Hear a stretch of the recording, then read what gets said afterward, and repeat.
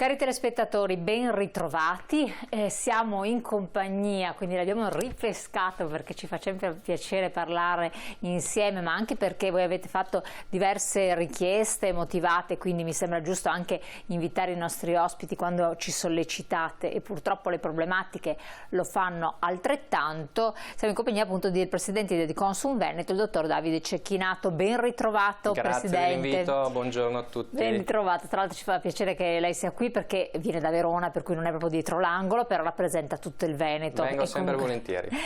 Allora, rappresenta il Veneto, ma i problemi sono a caratura nazionale, dove più dove meno, nel nord-est picchiano di più i prezzi, si sentono di più, e da altre parti un modo diverso, minore. La Lombardia non scherza, comunque abbiamo notizie che anche lì non va così bene, soprattutto per i cittadini normali, per le famiglie. Dopo chi sta bene non se ne accorgerà più di tanto. Noi vogliamo rivolgersi proprio come sempre alle famiglie, alle persone in difficoltà, alle persone più fragili, alle persone tranquille e normali che comunque vedono che la spesa, e non solo, è aumentata non degli indici che ci dicono di inflazione, Presidente, ma molto molto di più. E questo è il primo tema, così andiamo in ordine di richiesta. Come la valutate voi?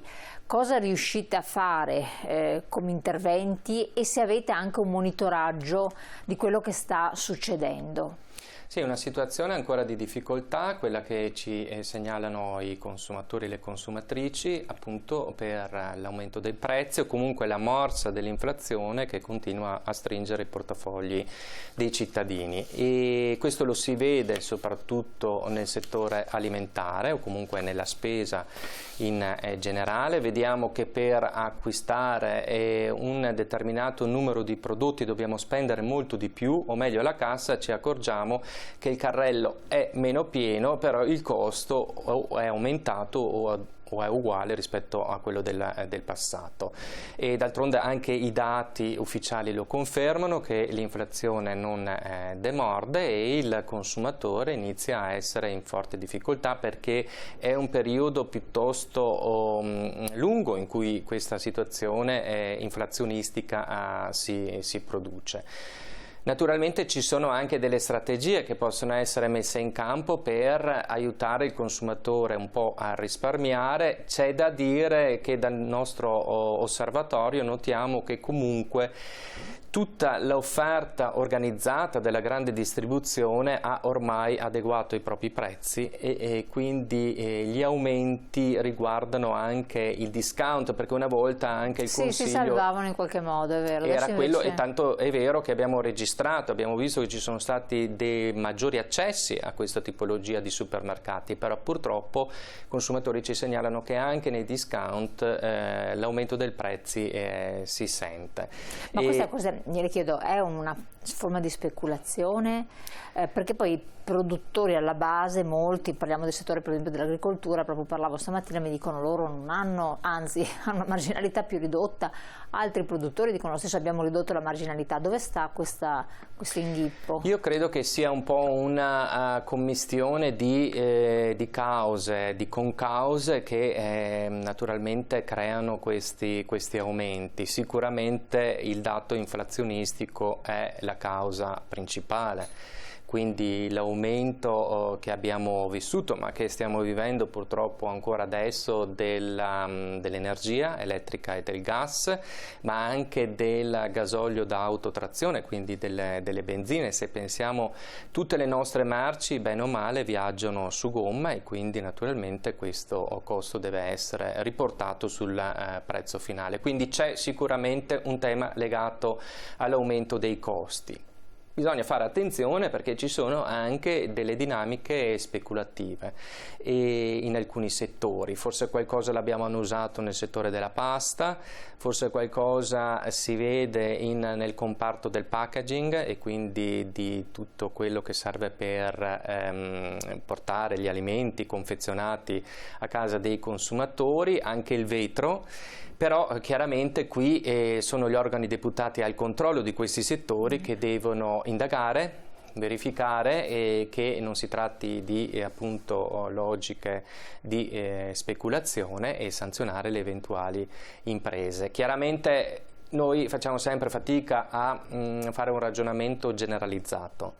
perché non possiamo pensare che tout court il commercio sia un settore dove ci sono truffe, ci sono speculazioni e raggiri per il consumatore. È vero che noi come associazione, ma forse anche voi come trasmissione dedicata alle associazioni di consumatori, tante volte ricevete segnalazioni di questo genere ed è giusto che ci siano, però ci sono anche tanti operatori, tante imprese che sono oneste e che sul mercato si pongono in un approccio ben diverso nei confronti dei propri clienti e dei consumatori. Non è un approccio corretto quello di diminuire il peso o il quantitativo del prodotto con un leggero aumento del prezzo oppure a pari prezzo di prima. Infatti, se volete punire qualcuno, iniziate a leggere le etichette degli alimenti che comprate al supermercato, perché se notate che quella tipologia di biscotto piuttosto che quella latte, ma anche se sul latte è un po' più difficile, o brioche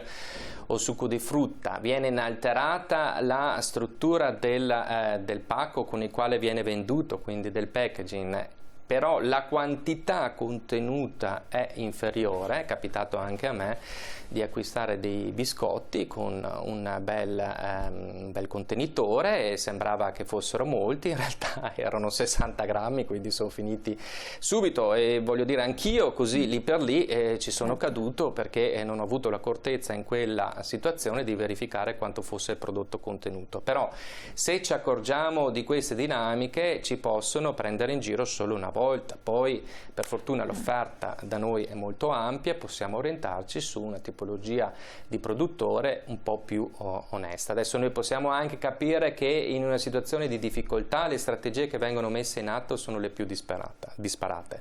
Però, e disperate. E disperate, infatti, sì, disperate anche. Non a caso. Però è anche vero che in una situazione che ormai bene o male, se non ci sono grosse novità, si è stabilizzata, dobbiamo anche essere in grado di offrire al cittadino consumatore gli stessi prodotti allo stesso prezzo dell'origine, perché un'altra situazione che noi notiamo è questa, che al rialzo si corre subito, in maniera veloce e in maniera anche abbastanza spedita.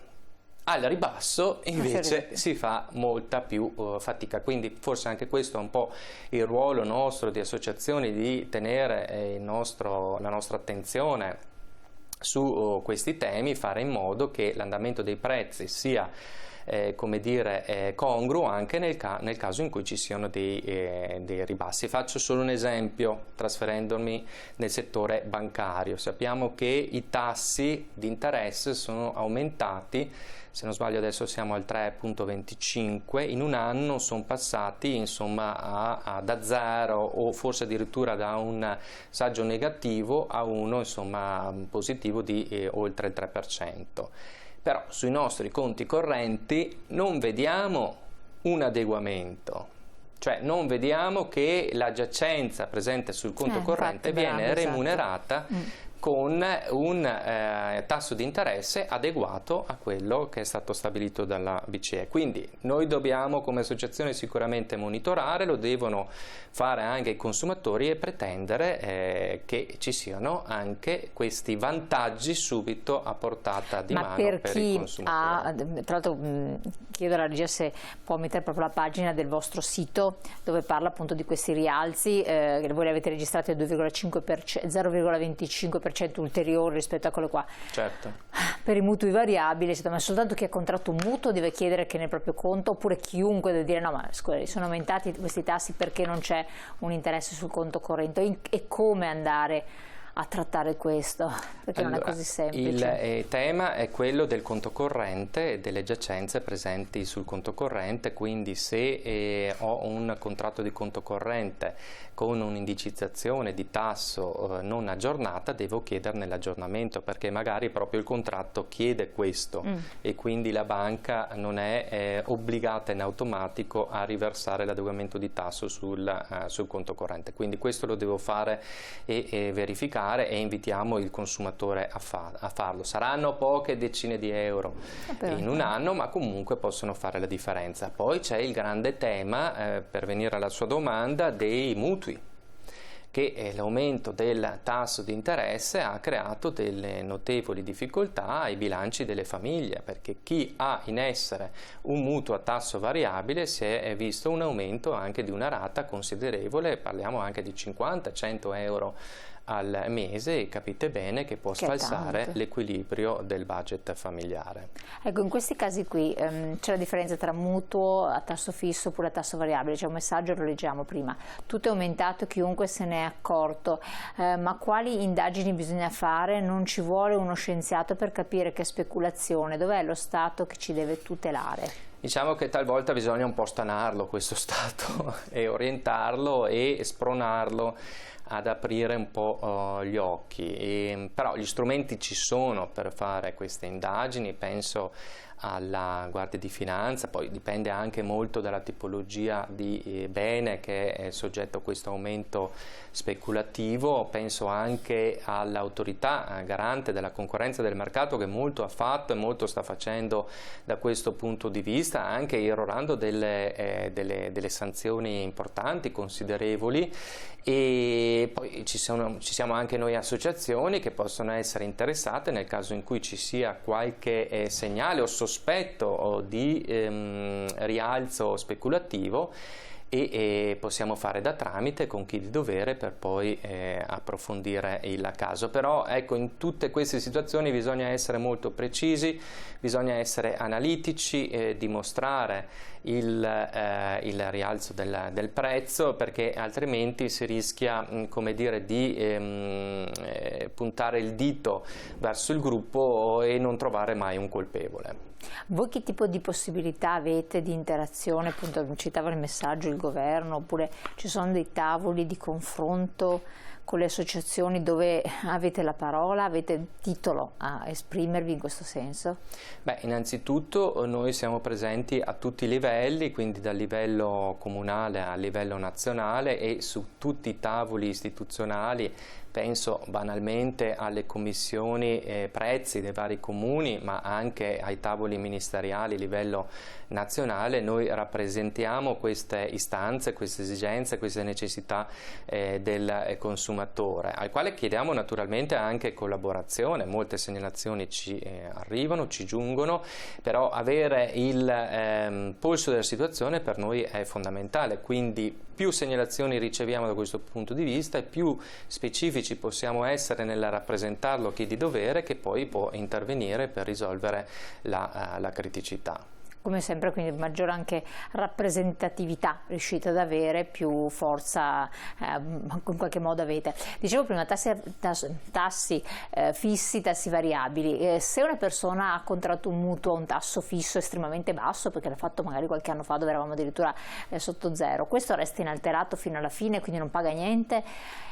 Come funziona? E chi invece ce l'ha quello variabile, che ha queste oscillazioni, che cosa può fare? Quali sono gli strumenti che ha in mano? Allora, innanzitutto chi ha il tasso fisso può stare tranquillo, perché c'è un contratto che lo prevede per tutta la durata appunto del rapporto contrattuale, e quindi quello paga e quello sa che deve versare ogni mese. Anche se è un mini proprio, cioè se è un mutuo a 15 anni a 0,25 per esempio, adesso sono saliti alle stelle, resta sempre quello. Sì, perché il tasso viene contrattato all'origine e al momento di stipula del contratto la banca lo propone, tiene conto anche di quelle che possono essere le variazioni di mercato, e poi c'è anche un rischio imprenditoriale chiaramente, certo, che la banca, l'istituto di credito è in grado di in qualche modo come dire, inserire già presente come remuneratività all'interno del tasso fisso. Quindi diciamo che in condizioni normali, se non ci sono eventi eccezionali, che ne so, una legge che interviene, ma questo non l'ho mai visto, spero di non vederlo neanche in futuro, il contratto è la legge e quello stabilisce, vita natural durante di tutto il rapporto commerciale, quale deve essere il tasso, e quindi grossi problemi non ce ne sono, anzi ce ne sono zero. Tasso variabile invece è un problema, perché tanti mutui sono indicizzati con questa tipologia di tasso, e quindi quindi si adeguano all'aumento e, come dicevo prima, noi abbiamo registrato degli aumenti che vanno dai 50 ai 100 euro, forse in qualche caso anche qualcosa di più. Che cosa possono fare questi consumatori? Beh, innanzitutto il consiglio che diamo è quello di rivolgersi al proprio istituto di credito e chiedere di ricontrattare le condizioni e magari passare da un tasso variabile a un tasso fisso, o comunque prevedere delle salvaguardie. Ogni banca ha in essere dei prodotti che sono specifici naturalmente di quell'istituto e che possono venire in aiuto di queste situazioni. E se proprio la rinegoziazione non va in porto e quindi ci si trova di fronte a un muro di gomma, cosa che è successa, anche noi ne siamo testimoni per conto dei nostri associati che non sono riusciti, come dire, a trovare una soluzione con l'istituto di credito con cui avevano il mutuo, consigliamo la surroga, cioè la possibilità di rivolgersi a un altro istituto di credito con altre condizioni, magari passando ad un tasso fisso, abbandonare la vecchia banca e con quella nuova appunto continuare il rapporto di mutuo. Questo è un istituto previsto dalla ormai vecchia, ce ne vorrebbe una nuova, potremmo chiamarla anche con il nome del ministro attuale, allora si chiamava legge Bersani sulla concorrenza, che dà tuttora la possibilità di fare questo. È un bel vantaggio anche perché le spese sono pochissime, penali praticamente non ce ne sono, e dà la possibilità al consumatore di risolvere la situazione, anche se devo dire che qualcuno ci segnala un po' di difficoltà nel trovare dei prodotti che si confacciano perfettamente con le sue esigenze. Da questo punto di vista mi viene da dire è necessaria anche molta pazienza, insomma dobbiamo essere dei piccoli cercatori di prodotti che vadano bene, dobbiamo fare delle piccole indagini di mercato, chiedere la documentazione precontrattuale, quelle schede sintetiche che ci dicono come viene strutturato un mutuo, quali sono i suoi costi, il tasso di interesse e quant'altro, e bussare alla porta di parecchi istituti di credito. È vero che adesso ci sono più supermercati che banche, però qualche banca c'è ancora. Molto si può fare tra l'altro anche online e quindi anche questo è uno strumento che può aiutare. Allora interrompo un attimo, torniamo anche su questi temi, anche sollecitati naturalmente da voi se avete delle istanze particolari. Pubblicità, pochi secondi però.